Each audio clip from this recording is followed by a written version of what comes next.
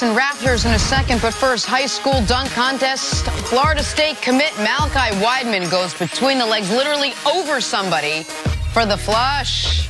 The East Bay jumping over a guy who's holding the ball. I think this is a new one. If we've seen it before, I can't remember it. Oh, more of this? More from this. 2019 Oak Ridge guard Niven Glover gets up with an insane alley-oop to himself. No, that's a new one there. Around the back, Nick. Under the legs. Under the legs. These guys. I think it's a 9.5-foot rim. I think that's what's going on here. Jenna, you know how much force it takes to generate that to bring your legs up? You got an exercise build. Check this out. What is this? It's a game winner. Intramural sports off the inbound. Backward circus shot. Bang, game winner. Give me that. I like that. I found this video. Well, I mean, House of Highlights did, but I saw it and I sent it to our staff. I like that. Where is this? UC Berkeley? Where is this? UC Riverside. Okay, Riverside. Okay.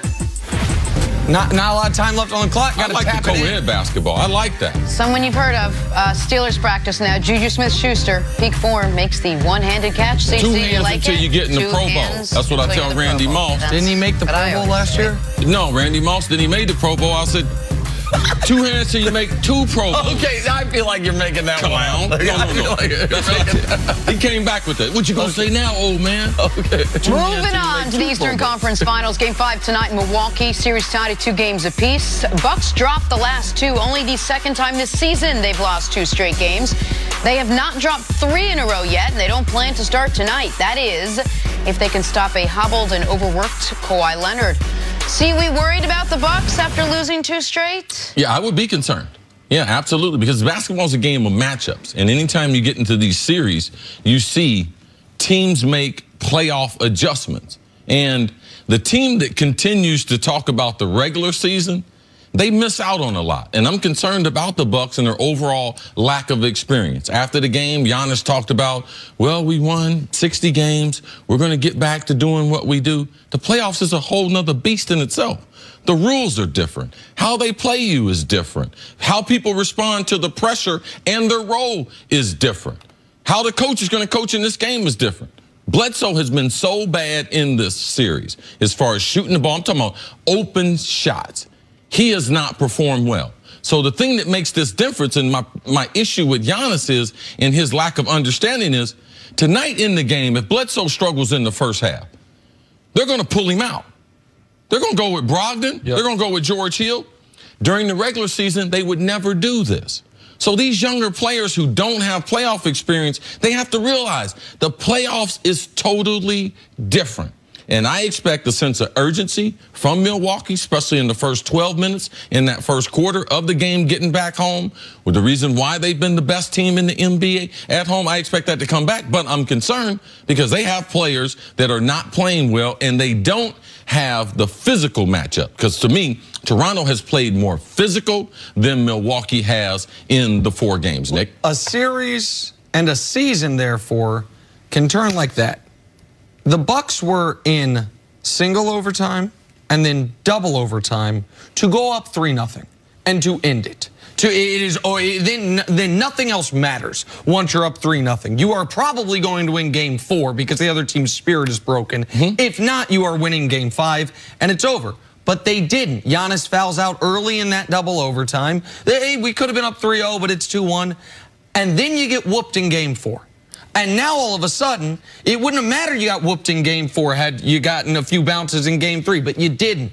Now all of a sudden, your season can be on the brink just like in that. 18 hours. Yes. Right? And so it is different than the regular season. There is a different level of pressure. There is a different level of all of a sudden, wait, of course, these are all the biggest games Giannis has ever played, but now it's the biggest game he's played by a factor of 15. This is, you go up and down the roster and you're like, who do we know other than George Hill has played in these moments? And the last moment like this we saw from George Hill, he was missing a free throw to win game 1 of the NBA Finals. So nobody's got a lot of great memories in these moments on this Bucks roster. Now, I think the Bucks are the best team in the NBA. I think the Bucks are going to remind people of that today. But I also know this, even in their wins, except for in game 2, they have not been great in the first quarter. And this is a game where if you're down 27-20, that's no big. typically in the regular season, that's no big deal. Yes. Just wait for that Bucks third quarter avalanche or second quarter avalanche. But you start getting a little tight, start getting a little nervous, have a couple calls go against you. So there is a level of anxiety that the Bucks will be dealing with tonight that is unlike anything not only they've dealt with this season, but for nearly everyone on the roster that they've dealt with at any point in their career. And not only that, for the Bucks, for the first couple games at least, it was just stop Kawhi Leonard because nobody else was contributing. And now all of a sudden, game 4, you have Serge Ibaka. Van Vliet actually hit a couple shots. Kyle Lowry came out with big. And Kawhi didn't have such a huge game in that one. So for the Bucks, I think perhaps the Raptors bench has turned a corner. They've got more they got to deal with. Maybe their game plan changes a little bit. It is true. That's been the story of the 2-game turnaround to get it back to even. Their bench scoring had 3 guys score in double figures off the bench in game number 4. That hadn't happened for the Raptors since 2016 in the playoffs. So you are right. The bench scoring did help. But the one thing Milwaukee has to realize in what they're doing to Kawhi, they have to in tonight's game, they have to have a certain sense of how much do we help them on Kawhi based on his health, and how much do we help to get off on the others? Because the bench players in those open shots hurt them. If Kawhi's not at 100%, you can't have 3 or 4 people in the lane every time he touches the ball. And also you need to realize there's 3 times in this playoff that Kawhi has scored 25 points or less. In all 3 of those games, Toronto has won those games. So even if you hold him down, they're undefeated when you hold him down. So Kawhi has just enough where he's only going to force so many bad shots. It's not game 7 against Philadelphia where he shot 30-something times. Where he had to. Like, he's going to take his time and be able to try to make the best basketball play. Milwaukee has to realize how healthy is he, how much energy he's going to exert on the offensive end, because we know Kawhi in game number 4, he was more concentrating on the defensive end. And that's what I want to talk about here is Kawhi guarding Giannis, because that is obviously creating a real problem for the Milwaukee Bucks. And that is not an indictment on Giannis. It is a testament to Kawhi. I've said for as long as I've been following and covering basketball that I feel like the average basketball fan or analyst overrates perimeter defense and underrates rim protection. The reason I say that is it is only the special, transcendent, generational perimeter defender that can truly take away a transcendent offensive player. You can be a great perimeter defender, and if you're going up against one of the best players in the league, guess what? He's still going to get his 27 to 30. He's just going to do it slightly less efficiently. Kawhi is that outlier. Gary Payton was that outlier, by the way. We saw Gary Payton in 3 games of the NBA Finals against Michael Jordan. Once George Karl was smart enough to put him on Michael Jordan, hold Michael Jordan to 37% shooting, 24 points per game in the finals, because he was that type of defender. Kawhi is that type of defender. So what this means is Giannis will never have a tougher matchup one-on-one than Kawhi Leonard right now. So you need the other guys on the Bucks to adjust. You need Bledsoe to not shoot 10% from 3. You need Brook Lopez to be a less reluctant 3-point shooter than he's been since game 1. And you need to clamp down defensively, because what has carried you to the 60 wins has been the unstoppable force of Giannis Antetokounmpo. He's up against a somewhat irresistible object in Kawhi Leonard's defense. Kawhi is one of the greatest perimeter defenders we have ever seen, and Giannis is not going to solve Kawhi.